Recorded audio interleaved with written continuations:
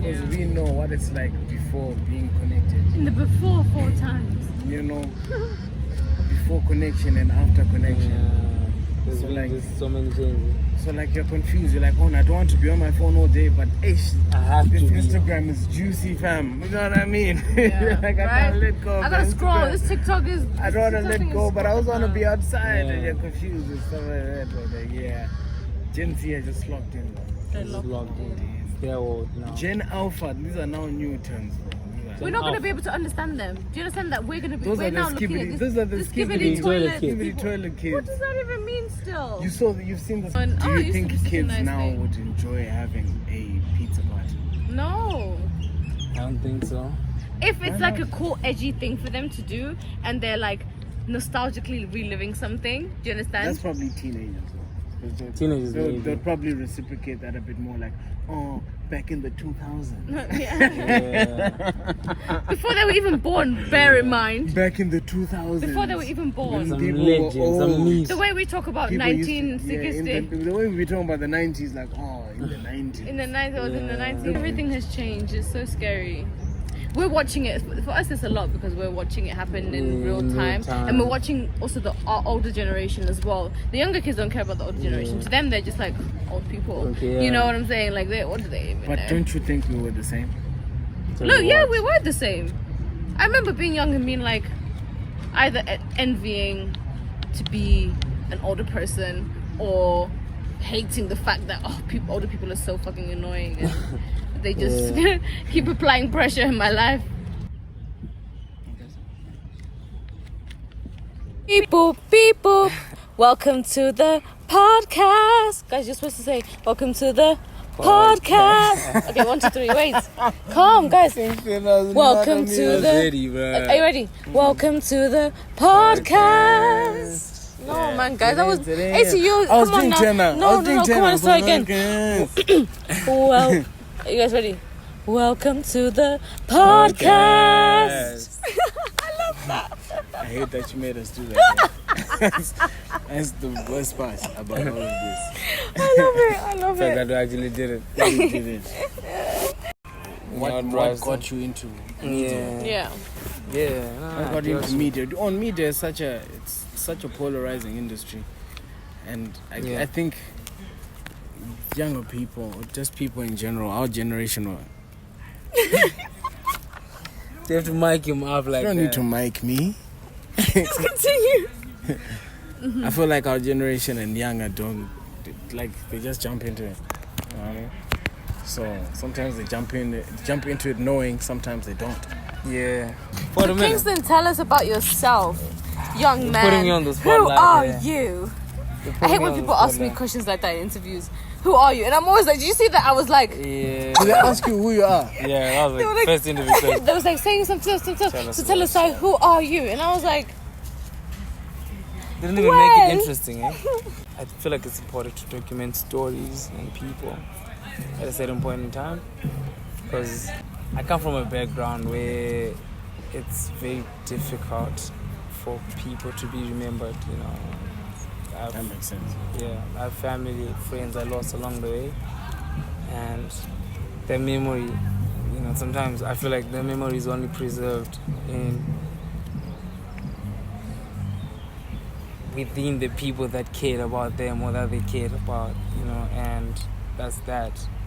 You know, which it's not like it's a bad thing or whatever, but I just feel like there needs to be, you know, a voice that's just, you know, gets to give everyone, you know, a spotlight. You know? And that's what we try to do in our work as here at Micheno and more.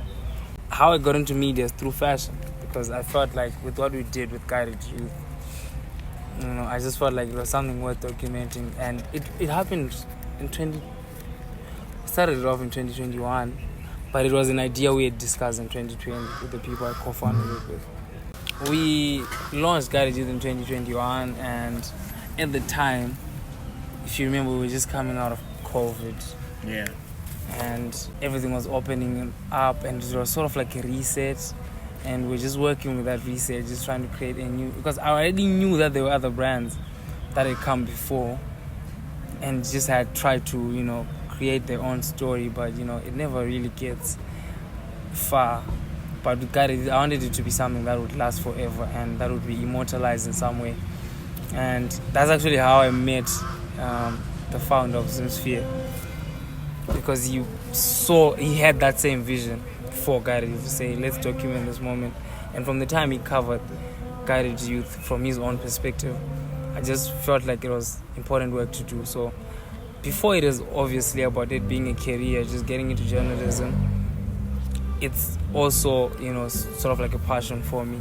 I just feel like we always need to be telling our own stories our own way. I'm a big student of history. I follow history and where we have gone before, and I feel like it's gonna take a lot of time for us as a country to just have sort of like a record of who we are, to know ourselves, because we dealt with colonialism, almost 100 years of colonialism, and a lot of perspectives at that time were engineered, not even by us as a people, so we don't even know who we are. And I remember one time I heard someone say Zimbabwe in Southern Africa is one of the countries that are most ravaged by colonialism, because sometimes we don't even know who we are. So I just felt like in our time I just have to start capturing that at that time, motivated initially by the story of guided youth, something that I started and it's very dear to my heart.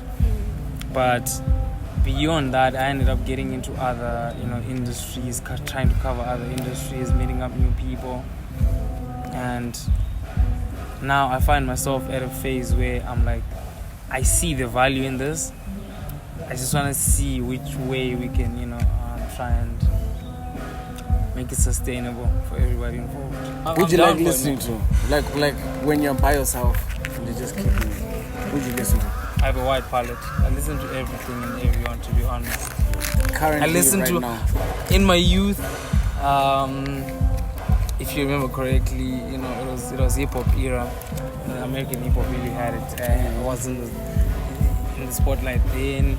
I like to listen to Ellie Travis, Drake up to a certain point, Rick Ross, Jay-Z, the Kanye albums. I listen to a lot of Zimbabwean music, partly because of the work I do. I'm always around spaces where people listen to Zimbabwean music, so I literally listen to Sungura, bro. It has such an imprint on me, and I feel like it's one of the few things that identify with who we are as a people. Whichever way it was originated, still it identified as us. So I listen to that. I listen to a lot of new sounds. I listen to a lot of SAI when I'm feeling emotional. I listen to a lot of hip hop, because a lot of people I play with, I cover in the industry, they're already in hip hop. Yeah. So I have to tap into your friend's project. I listen to a lot of mainstream just to see where the voice of the youth are going, because right now you can say it's our time and we're able to tell our own stories in our own way, using our own influences. And I think that's, imagine trying to do this during like Grammar Records era, bro. It will be almost impossible. True. It is true. So true. Yeah. But do you think that your friends and peers are taking advantage of the platform? They are because how are they doing that? It's just right now, to be honest, most people are barely a decade into their craft. At least my contemporaries, the people that are, even me, most of my enterprises are under 5 years old. But already I'm seeing potential. There have been a lot of lessons.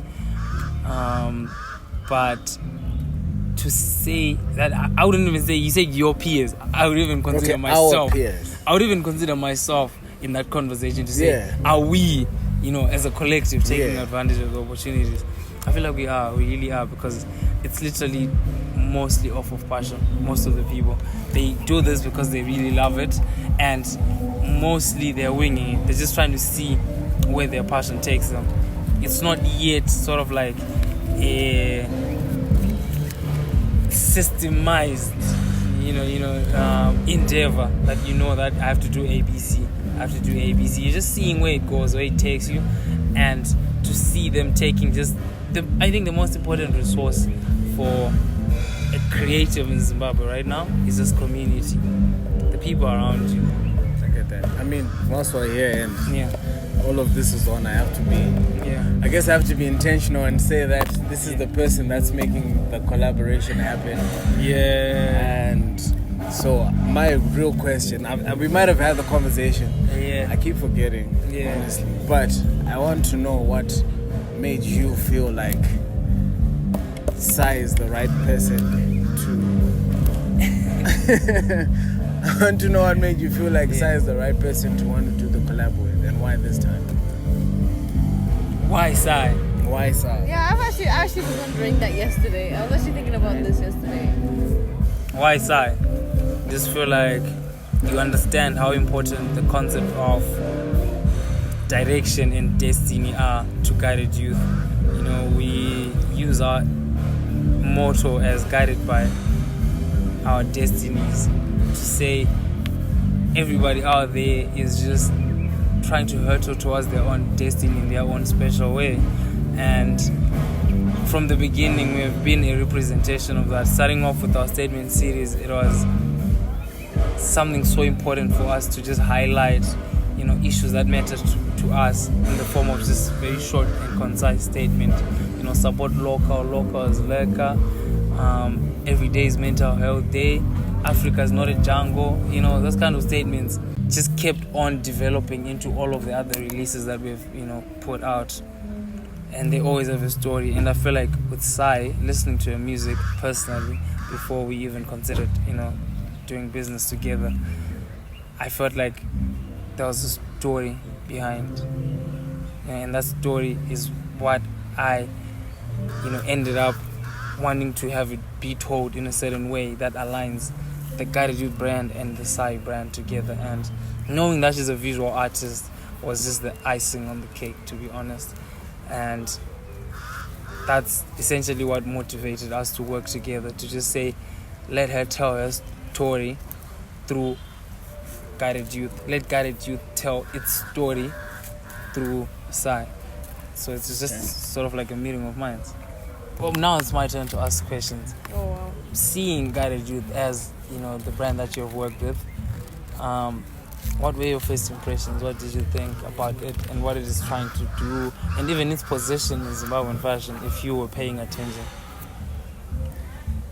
For myself, I believe that when I first like went on your page and saw everything and saw like, you know, the pieces that you have out, the merch and everything, and even the logo and everything, I really was genuinely attracted to it. Because I'm usually somebody that's like, I don't just jump to work on anything with anyone. I'm like, is this something that makes sense for me, for my brand? Is this something that I'm actually attracted to? Because I'll never do anything that I'm like, intentional. Yeah, that I'm not like, I don't even like it, you understand? But whatever. I was like, I genuinely like, you understand what you're doing? I genuinely love the message. That's what I'm all about in general, like, you know, mental health and community and everything. That's what's so important to me. So it was amazing. I feel like when we sat down and talked about it, I was like, okay, it's nice to see it all like actually materializing and becoming real, because it's like I'm glad that we were able to do this. I feel like the general message behind it all is really, really powerful,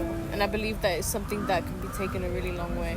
You know, I think letting people see the power behind what the message that you're trying to show, you understand? It's a big message for the youth, you understand? The youth is everything right now, so yeah, I believed it was important.